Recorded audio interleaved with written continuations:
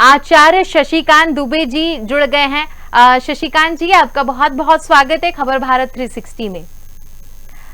जिस तरीके से आज हम बात करने वाले हैं भद्रा को लेकर, कहा जाता है कि जब भद्रा होता है तब रक्षाबंधन या कोई भी शुभ कार्य नहीं किया जा सकता। इसके पीछे का क्या कारण है, ये हम समझना चाहेंगे। मैं बताना चाहूंगा आपके दर्शकों को और साथ ही ढेर सारी शुभकामना देना चाहूंगा कि आपने बहुत ही अच्छे विषय पर चर्चा प्रारंभ की है। भद्रा जो है वो सूर्य की पत्नी इच्छा से हुई है, जी की बहन, और शनि देव जी की बहन है। और भद्रा कार्य ऐसा होता है जी, द्वै कार्यम न कर्तव्यम, भद्रायाम द्वै कार्यम न कर्तव्यम, श्रावणी फाल्गुनी तथा। विशेष रूप से भद्रा काल में रक्षाबंधन नहीं करना चाहिए, कोई भी मांगलिक कार्य, विवाह संस्कार नहीं करना चाहिए। साथ ही आपको मैं बताना चाहूंगा, लोगों को बताना चाहूंगा कि भद्रा काल में विवाह संस्कार, मांगलिक कार्य, गृह प्रवेश, भूमि पूजा आदि कोई भी ऐसे कार्य संपादित नहीं करना चाहिए, नहीं तो समस्याएं उत्पन्न होती हैं। आचार्य जी, अगर हम बात करें तो भद्रा जो है, आखिर भद्रा है कौन, ये भी एक महत्वपूर्ण सवाल यहाँ पर सामने आता है, क्योंकि हम में से बहुत से ऐसे लोग हैं जिन्होंने शायद भद्रा का नाम आज पहली बार सुना होगा।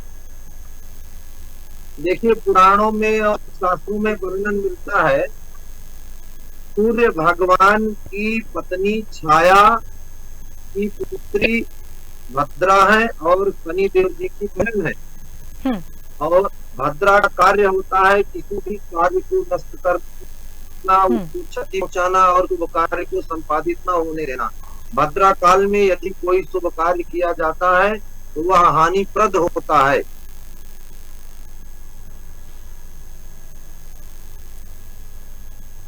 जी, आचार्य जी, अगर हम पुराणों की बात यहाँ पर करें, जिसका जिक्र करना भी मेरे ख्याल है कि जरूरी है, जैसा कि हमने अभी तक पुराणों में पढ़ा है कि जब भद्रा का जन्म हुआ था, जन्म के साथ ही उन्होंने शुभ कार्यों में विघ्न बाधा डालना शुरू कर दिया था। इसमें कितनी सच्चाई है? यह पुराणों की बात है और इसमें सच्चाई है।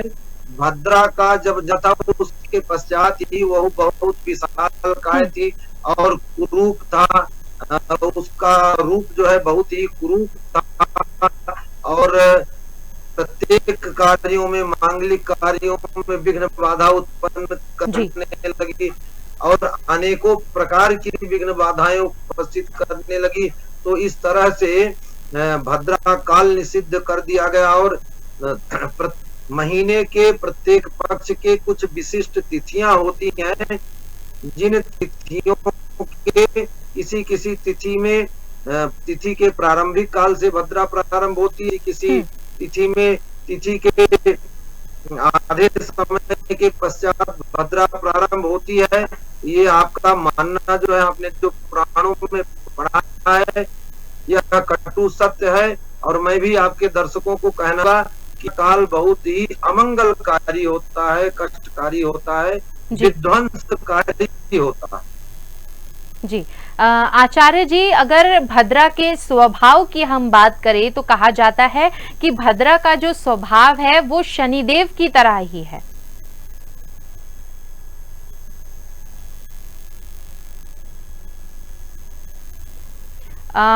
शशिकांत जी, अगर हम बात करें भद्रा के स्वभाव की तो ऐसा कहा जाता है कि उनका जो स्वभाव है वो शनिदेव की तरह ही है।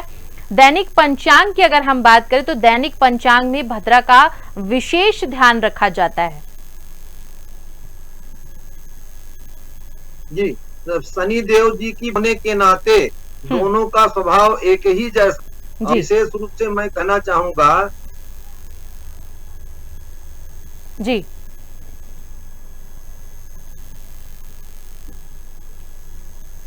हम बात कर रहे हैं रक्षाबंधन पर भद्रा के साए की। जी हाँ, भद्रा का साया इस बार रक्षाबंधन पर देखने को मिल रहा है। हमारे साथ आचार्य शशिकांत जी जुड़े हुए हैं, जो हमें बताएंगे कि रक्षाबंधन पर हमें किन बातों का विशेष ध्यान रखना है, किस तरह से हमें रक्षाबंधन का त्योहार मनाना है। भद्रा की हम बात करें, दैनिक पंचांग में भद्रा का विशेष ध्यान रखा जाता है। ब्रह्मा जी ने भद्रा को पंचांग में विशेष स्थान प्राप्त किया है।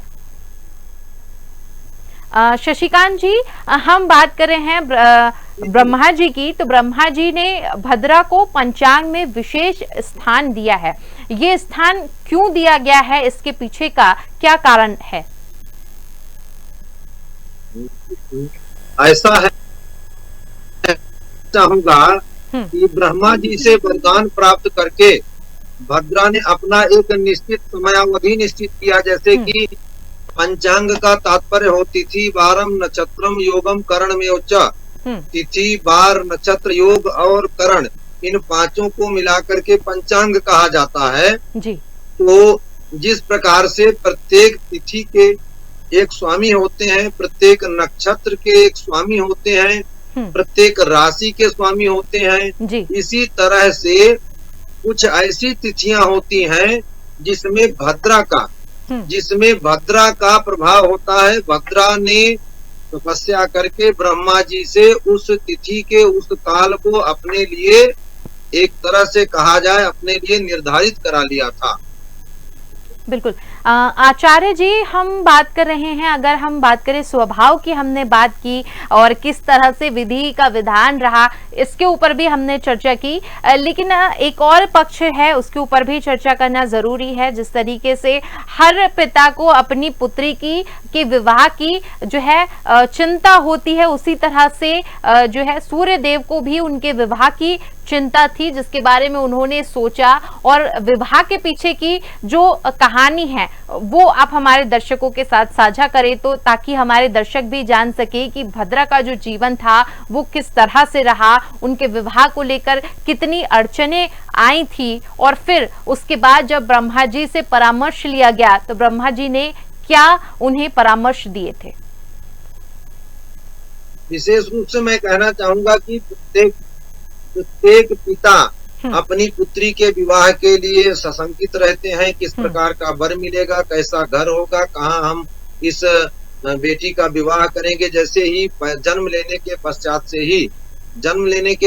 से ही भद्रा की ऐसी स्थिति को देख करके, उसके क्रियाकलापों को देख करके और उसके व्यवहार को देख करके, भाई यदि कोई कन्या पिता के कुल को रोशन करने के लिए शुभ आचरण करे और शुभ कर्म करे और पिता के नाम को आगे बढ़ाए, तो प्रत्येक पिता सशंकित नहीं होता है, वह सोचता है कि सुयोग्य वर मिलेगा, विवाह कर देंगे। लेकिन जब भद्रा का जन्म हुआ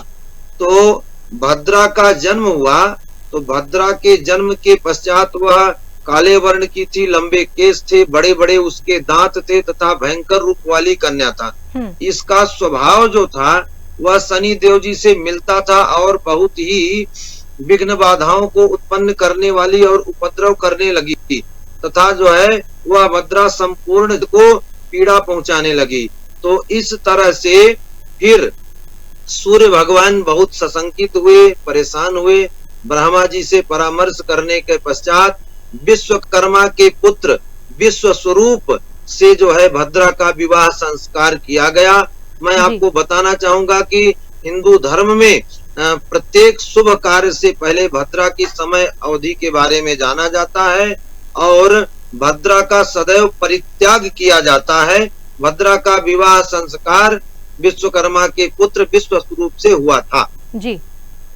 ब्रह्मा जी ने तब एक विष्टि से भी कहा था कि भद्रे बव बालव कौलव आदि कारणों के अंत में तुम निवास करो, तथा जो व्यक्ति तुम्हारे समय में गृह प्रवेश तथा अन्य मांगलिक कार्य करे तो तुम उन्हें विघ्न डालो, जो तुम्हारा आदर ना करे उनका कार्य तुम बिगाड़ देना। इस बात से अगर हम देखें तो हमें किन बातों का ध्यान रखना चाहिए कि भद्रा जो है वो हमारे किसी मांगलिक कार्य में बाधा ना डाले, किन विशेष परिस्थितियों का हमें रक्षाबंधन पर अभी ध्यान रखना होगा? देखिए देवी जी, मैं बताना चाहूंगा कि जो करण होते हैं, जो 11 करण बताए गए हैं, जिसमें से कि 7 करण स्थिर करण होते हैं। बव, बालव, कौलव, तैतिल, गर।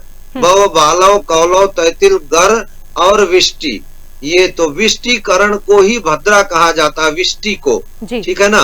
और नाग, चतुष्पद, किस्तुघ्न, ये जो है अन्य करण है, तो विष्टि करण को ही भद्रा कहा जाता है। तो विशेष रूप से ये प्रत्येक दिन 2 करण आते हैं, जिसमें से कि पहले शुरू होगा पहला करण भव, फिर उसके बाद में बालव। तो तिथि के आधे काल में भव करण रहता है, उसके पश्चात आधे काल में बालव रहता है। इसी तरह कौलव करण रहेगा, फिर तैतिल करण रहेगा, फिर गर करण रहेगा, फिर इसके पश्चात विष्टि करण आएगा। भव, बालव, कौलव, तैतिल और इस प्रकार से विष्टिकरण को ही भद्रा कहते हैं। तो प्रत्येक सप्ताह में अथवा प्रत्येक पक्ष में और प्रत्येक माह में यह करण लौट करके आते रहते हैं, तो विष्टिकरण को ही भद्रा कहा जाता है। तो विशेष रूप से इस वर्ष रक्षाबंधन के पर्व पर 30 तारीख को दिन में 10:58 कुछ सेकंड यानी कि 10:59 से जैसे ही पूर्णिमा तिथि प्रारंभ होगी, उसी समय से यह विष्टि यानी कि भद्रा प्रारंभ होगी और रात्रि 9:01 तक यह भद्रा रहेगी। ऐसी स्थिति में कदापि रक्षाबंधन का कार्य नहीं होना चाहिए। जो बहनें इस समय जी आचार्य जी, अगर हम बात करें तो भद्रा जो है वो एक निश्चित समय पर किसी स्थान पर वास करती है, कभी पाताल में तो कभी पृथ्वी में। तो पृथ्वी में जब वो वास करती है तो उसके क्या स्थिति होती है, उसकी क्या परिस्थिति होती है, जिस परिस्थिति के होने पर, जिस योग के बनने पर भद्रा पृथ्वी पर वास करती है?